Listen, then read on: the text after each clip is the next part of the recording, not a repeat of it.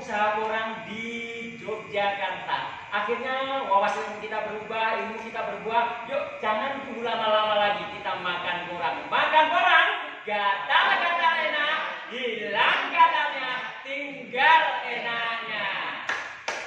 Judulnya saja. Untuk lain-lain sudah bahas semua tadi. Bapak Ibu yang saya hormati, di sini teman-teman PTKN dari semua ya dari masing-masing. Saya pengen kenalan aja dulu, Pak. Saya pengen dulu perkenalan dulu anggota-anggota kita, teman-teman DPC yang dari Gunung Kidul depan ini ya. Gunung Kidul dari DPC Gunung Kidul. Siap. Gunung Kidul adalah daerah basis koran pertama di seluruh Indonesia, Pak. Jadi kalau nggak salah teman-teman itu sudah pada kehilangan puluhan ribu ton ya, Pak. Ketika teman-teman belum sadar, itu sudah diambil diborang sama orang Madiun. Itu Pak Tanjung itu orang Madiun itu, Pak. Ada sejarah, Pak, bahwa koran Gunung Kidul itu pernah digunakan sebagai penjernih air zaman Majapahit.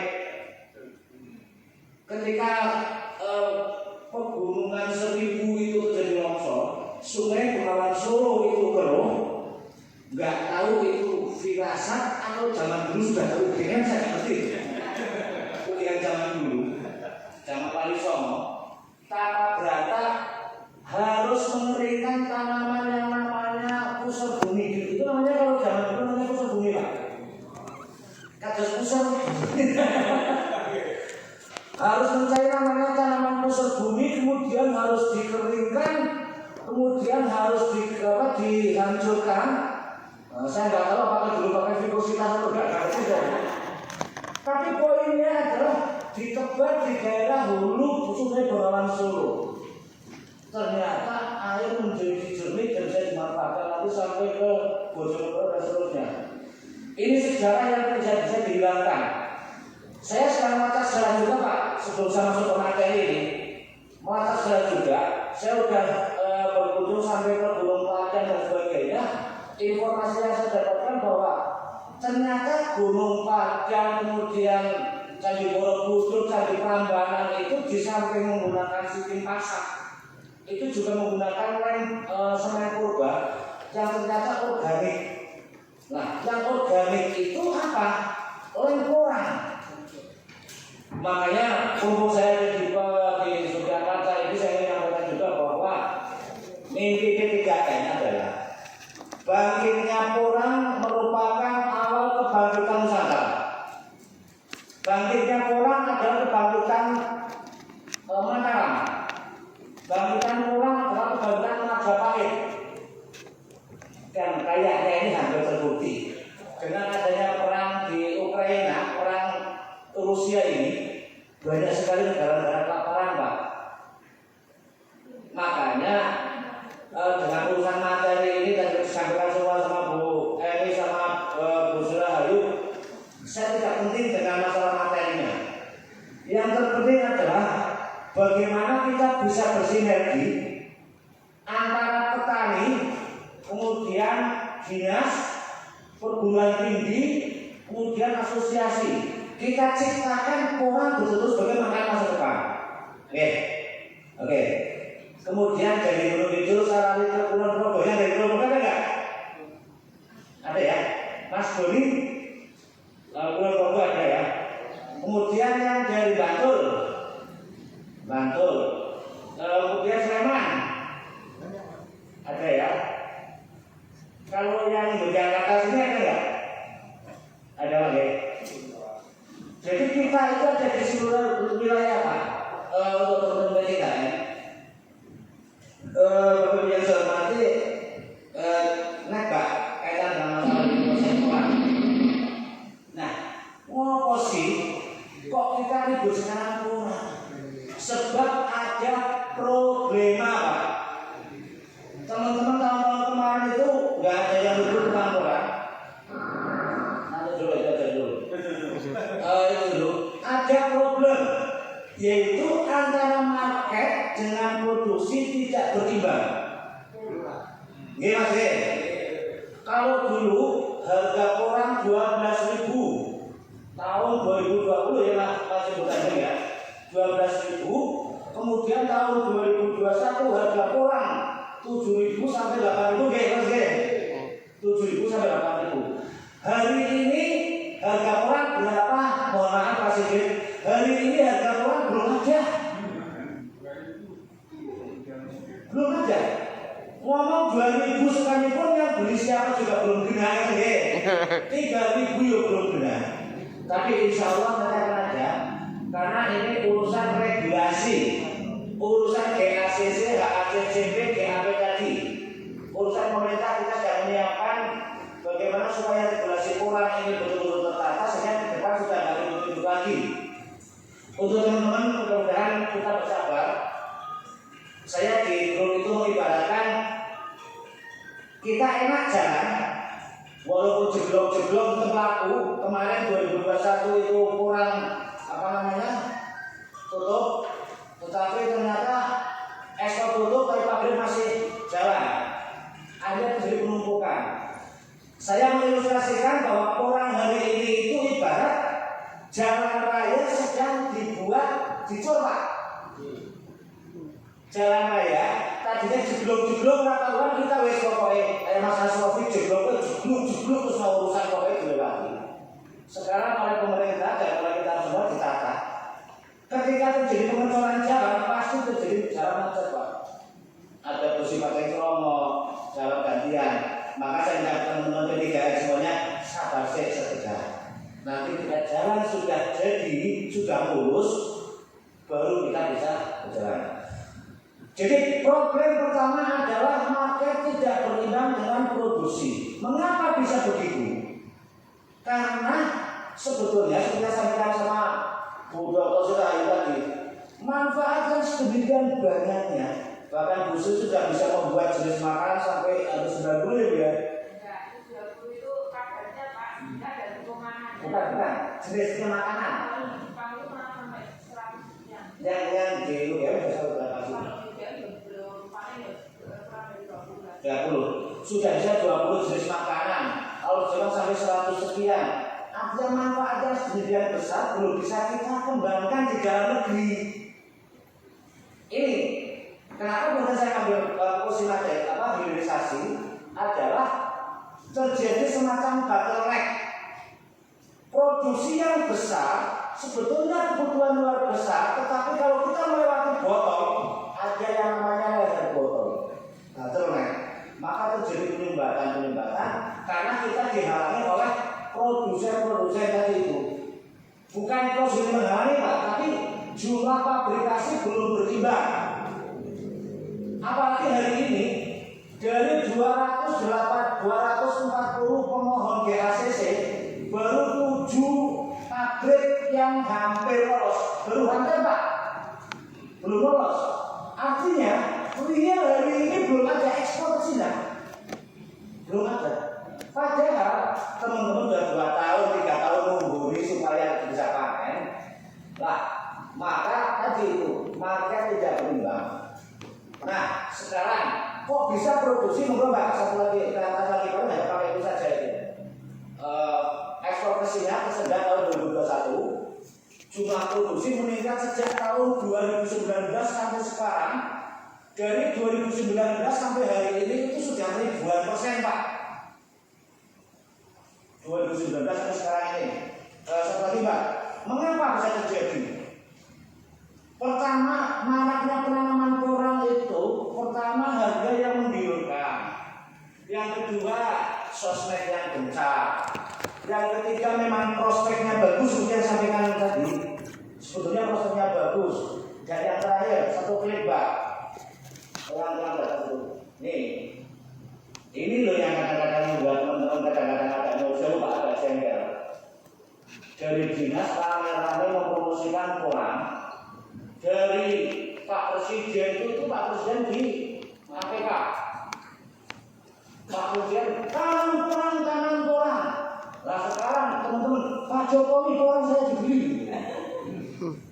Nah, ini oke, saya bisa pikir kaitannya ke bawah itu sama saja nanti. Ada foto-foto dan lain-lain itu sama saja. Foto Pak Jokowi semuanya itu sama. Saya nggak banyak membuat materi. Saya memang nggak bisa buat materi detail kayak Gus Rahayu nggak bisa saya. Kalau ngomong bisa saya. Tapi kalau buat materi umat. Baik Bapak Ibu sekalian yang saya hormati, ketika pasar dengan produksi tidak berimbang, kita cari penyebabnya. Apa penyebabnya? Karena yang terjadi selama ini hanyalah teman-teman produksi, kemudian dibawa ke pabrik dikirim ke negara Cina, ke luar negeri. Ketika di luar ada masalah, ada perang, ada macam-macam, kemana teman-teman mau jual? Oleh karena itu, kebetulan di PPKM kita punya pakar Bu Dr. Rahayu ini yang sudah sejak belum ada P3M, sejak belum Marapora sudah ini Bu ya, sudah menjadi label kita punya itu. Maka kita ingin sekali sekarang membalikkan situasi. Nanti Mas Ibu Tanjung yang akan menjelaskan disampaikan di Bu Rahayu. Mas Ibu Tanjung sudah melakukan apa saja dan sebagainya, produk-produk dari mie yang untuk sarapan dan sebagainya, sampai kepada pil yang untuk astronot ini. Ini masih Tanjung buat pil untuk astronot. Jadi supaya astronot di sana makannya nggak banyak-banyak, disuruh makan pil ini katanya. Ini pil masa depan Pak. Saya katakan ini, tapi betul dari Ibu Profesor ini, yuk nggak bisa hanya makan pil saja kan nggak boleh ya Bu ya. Nanti kan dengan nggak cukup. Tapi dalam keadaan tertentu 24 jam misalnya harus keadaan yang memang membutuhkan konsentrasi tinggi, nggak boleh makan, maka pil diet ini sangat bagus sekali. Saya katakan ke depan itu nanti semua sopir butuh kayak gini, supaya nanti makanya sampai di Cirebon gitu loh. Sementara anak dulu, nanti semua pilot butuh kayak gini, semua astronot butuh kayak gini. Nah, bagaimana ketika butuh kayak gini yang membuat bukan hanya konglomerat di sana, tapi sehingga wong Patuk, sehingga wong Purwosari, sehingga wong Kalibawa, ya enggak? Sepakat benar? Siap? Iya, jangan sampai. Oh, iya. Ya tadi kan itu dijelaskan tentang bagaimana asam usul. Ini bukan masalah Pak. Jadi pil ini itu dibuat dari glukomannan yang sudah bekas oksal, bukan gawe dewe, maksudnya bukan gawe orang bahasa. Ini dibuat dari glukomannan yang sudah di atas 90% pada indeks itu. Jadi Pak Sigit kita berharap yang pertama adalah kita ngomong yang paling mudah dulu. Yang paling mudah adalah bagaimana kita mengadakan hilirisasi. Alhamdulillah Yogyakarta sudah maju sebagai bagian dari hilirisasi kurang. Memproduksi mie. Yang paling mudah memproduksi mie. Kemudian beras, tapi bukan dari porang dasar lagi, jangan salah ya. Ini saya menggunakan logika terbalik Pak. Di grup di P3M banyak yang menanyakan, Pak Mahir, orang aja orang payu kok malah sampai nggak produksi mie? Logikanya seperti apa? Ini saya jelaskan logikanya. Kalau kita mengikuti alur mereka, sekarang butuh pabrik, maka kita mendirikan pabrik pengecipan maupun penepungan. Maka yang terjadi adalah penumpukan pabrik. Jogja kayak pabrik, Jawa Tengah kayak pabrik, Cirebon kayak pabrik, bisa mungkin bikin open atau apa kita bisa, atau patungan bisa. Masalahnya adalah hasilnya dijual kemana? Karena kalau saudara di pasar Pak, maka kita balik, kita produksi ini walaupun ini glukomanannya masih kita beli dari pabrik atau dari tempat-tempat penelitian yang ini. Kita nggak mikir malah bikin cek dulu, malah bikin mie. Target kita adalah satu provinsi 5 titik, industri 5 titik. Di P3M ada 27 provinsi. Diharapkan 5 kali 20 saja, 20 industri. Kalau satu hari membutuhkan glukomanan masing-masing jadi 100 kilo nantinya, 100 kilo kali 100 untuk industri sudah 10 ton sehari. Ketika sudah jalan, maka tinggal Gunung Kidul gawe pabrik penepungan. Ada yang kita pakai kita punya bukti di seluruh Indonesia. Nah, teman-teman, untuk teman-teman sekalian, pola pikir kita mencari buangannya dulu, baru nanti kepada memproduksinya. Kita ngejar kereta kayak sekarang ini. Itu Bapak Ibu sekalian. Dan kepada Bapak-bapak dinas, ini untuk Yogyakarta sudah memulai untuk rencana pembuatan mie. Tentang teknik bagaimana pembuatan mie-nya dan lain-lain nanti secara internal sudah transfer teknologi sudah kita persiapkan, alat-alat dan sebagainya. Dan juga beras, ini juga beras buatannya Mas Ibu Tanjung. Transfer teknologi nanti diberikan kepada teman-teman PTKM. Tetapi ada dua hal yang kita pegang, bahwa pola produksi dan pola distribusi tersistem, Pak. Kenapa? Kita nggak bisa pelatihan di setiap desa membuat mie misalnya, atau setiap kabupaten membuat mie. Bisa saja kita mengadakan pelatihannya, membuat beras juga gampang, semuanya bisa kita latih. Tapi kalau nanti setiap desa bisa bikin beras, bisa bikin mie, terus lagi-lagi kayak pulang ini, yang beli siapa? Makanya kita bikin kayak Jawa Tengah 35 kabupaten, kita buat 5 titik. Mungkin Jogja berapa kabupaten nih? 5 ya. 5 mungkin bisa dimulai dengan 1 atau 2 titik dulu. Terus yang lain misalnya yang buat Sleman, yang lain memasarkan, membantu untuk mengiklankan, memasarkan kepada masyarakat umum.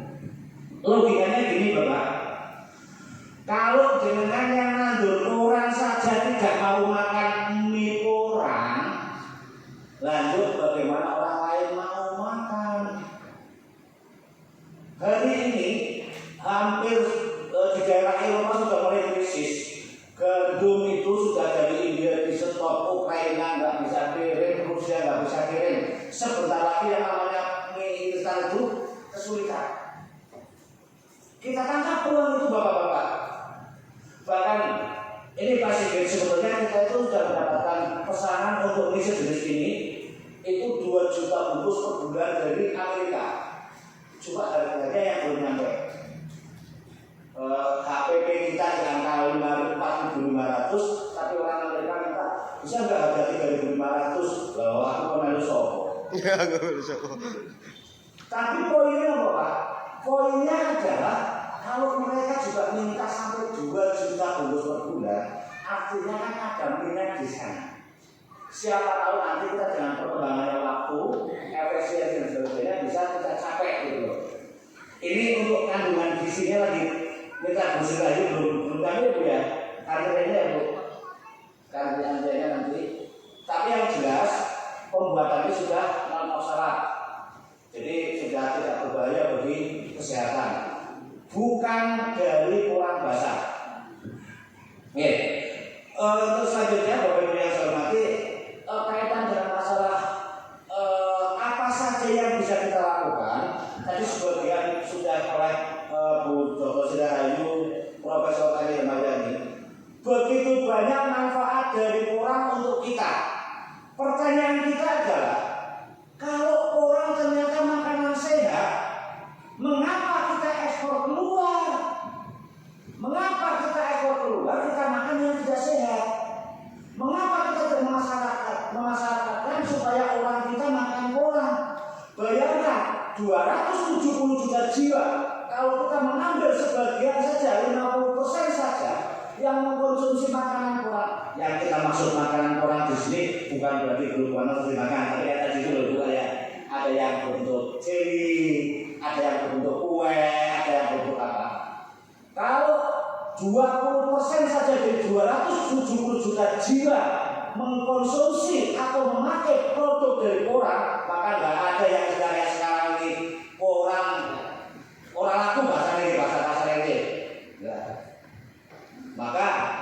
Yogyakarta menjadi pionir pertama ini Pak. Berbarengan dengan dinas mungkin Pak, di backup oleh dinas, apalagi UGM juga di Jogja. Nanti yang utama core bisnis dari UMKM itu adalah di beras dan di mie. Tetapi untuk lain-lain nanti bisa diambil sambil mungkin memproduksi untuk kue, tar atau apapun nanti kita bisa diskusikan tambahannya. Tapi core bisnisnya adalah ini, mie dan beras.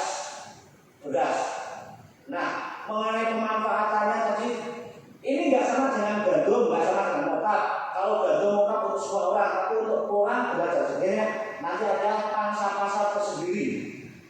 Terutama pangsa pasar untuk beras orang dan mie khususnya itu orang yang bermasalah dengan kolesterol, dengan gula darah, ibu-ibu yang bermasalah dengan masalah biasanya mbak-mbak yang pengen ceking dan sebagainya, itu supaya kebanyakan makan biasanya dengan beras orang dan sebagainya. Saya waktunya sudah sangat siang sekali. Pada poinnya adalah satu-satunya solusi tentang kurang ini supaya petani tidak mengeluh. Kemudian ini adalah hilirisasi. Walaupun kebutuhan dunia sangat besar, tetapi kalau pabriknya tidak banyak, maka tidak akan pernah berimbang antara produksi dengan distribusi Pak. Selamanya tidak akan pernah berimbang. Karena hitungan porang itu kalau hari ini porang itu kita menanam 1 hektar, tahun depan itu bibitnya cukup untuk 3 hektar. Minimal 1/3, maka akan terus padahal pabrik nggak mungkin hari ini pabriknya 10, tahun depan 30 kan nggak mungkin. Makanya P3K memfasilitasi untuk adanya hilirisasi. Mudah-mudahan dari Pak Sigit ini nanti kita berharap ini juga kalau bisa kita sih ada komunikasi dengan kementerian juga. Tapi mohon Pak sampaikan aspirasi masyarakat Yogyakarta, teman-teman P3K Yogyakarta. Ada beberapa hal yang ingin kita minta dari dinas. Yang pertama, fasilitasi kita dalam konteks pengadaan hilirisasi ini Pak. Jadi setiap kabupaten nanti ada home industrinya, alat dan sebagainya bisa difasilitasi oleh dinas atau pemerintah. Yang kedua, bahwa menangkap porang sebagai makanan masa depan, sebagai makanan yang umat manusia. Kita punya prinsip nanti dengan segala macam penelitian dan uji cobanya, pada akhirnya porang akan menjadi makanan masa depan umat manusia. Karena apa? Tadi banyak sekali manfaat-manfaat porang, dan untuk makanan-makanan yang lain, contoh saja beras. Setiap hari jumlah penduduk bertambah, jumlah produksi beras turun. Sama gandum, sama produksi lain. Sedangkan porang setiap bulan, setiap tahun, seandainya teman-teman itu dikawal, itu setiap tahun mesti bertambah. Nah, masalah harga lapangan itu juga nanti juga kita minta dari ini. Bahkan kita akan mengajukan kepada pemerintah pusat 2 hal nantinya. Yang pertama adalah sistem resi gudang, sehingga ketika teman-teman itu panen porang dan belum bisa dijual musim panen, maka bisa ditomboki oleh pemerintah melalui Kementerian Keuangan, dibayar dulu lah sama pemerintah dulu. Dibayar dulu, pinjam dulu sehingga mereka bisa produksi lagi. Yang kedua, sistem subsidi. Sedikit ini bukan mengkritik pemerintah dalam artian kasar enggak. Setiap tahun subsidi negara terhadap petani sangat banyak Pak. Mungkin Pak Sigit dan dinas-dinas semua paham. Betapa berapa triliun, berapa puluh triliun subsidi dari negara untuk petani. Apa yang terjadi? Kenapa petani Indonesia tidak bisa menguasai lahan, tidak bisa menguasai pasar? Sampai-sampai Indonesia ada jambu Bangkok, ya kan? Ada durian montong. Kenapa? Saya melihat bahwa subsidi kurang tepat dari pemerintah penggunaannya. Maka saya agak frontal mengusulkan dalam konteks porang Saya mengusulkan pemerintah mensubsidi.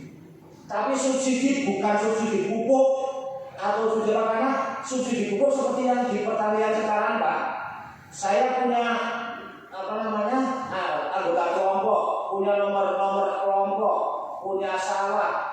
Ketika mendapatkan subsidi pupuk, saya ambil dari toko, tapi saya jual lagi.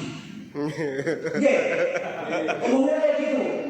Maka subsidi yang kita usulkan sekarang nanti ke depan adalah dalam konteks kurang subsidi berdasarkan hasil panen. Misalnya Mas Bukiran panen 10 ton kurang karena harga kurang belum sesuai, pemerintah nombori 1 kilo nombori 1.000, berarti panen 10 ton malah ditambah ber 10 juta. Kita pilih seperti itu, kita juga. Apakah berarti mampu? Mampu, cuma mau enggak masalahnya. Subsidinya ini yang terjadi Pak tadi kalau nggak salah Pak tadi yang Bapak pembicara pertama tadi betapa sulitnya mau mengangkat kedelai. Dia Pak tadi pertama nih Pak. Ketika kedelai dulu masih marak, saya masih di Pondok Jogja, saya tahu sekali. Ketika petani menanam kedelai, ternyata ada oknum-oknum yang impor kedelai. Katakanlah dulu kedelai petani dihargai Rp700, impor kedelai harga Rp600, petani mati. Kenapa orang Amerika bisa jual kedelai Rp600? Karena di Amerika subsidi pola seperti itu, Pak. Pokoknya nanam kedelai karena mereka punya kepentingan pemakanan ternak. Siapa yang panen kedelai 1 ton, kalau 1 ton harganya 1 kilo $1, maka disubsidi oleh pemerintah 1 ton per ton ya $1.000. Maka ibaratnya kedelai mau dibuang sekalipun, petani udah untung. Nah ini yang akan kita perjuangkan, mudah-mudahan di Polan nanti seperti itu. Kecuali nanti harga sudah memang betul-betul stabil. Orang subsidi petani langsung BKB. Oke, sepakat lagi kalau situasi sulit usul seperti itu. Terima kasih untuk sementara saya itu dulu karena kita berikan waktu Mas Ibu Tanjung, bahkan beliau sudah memproduksi 1 krim yang bisa membuat cewek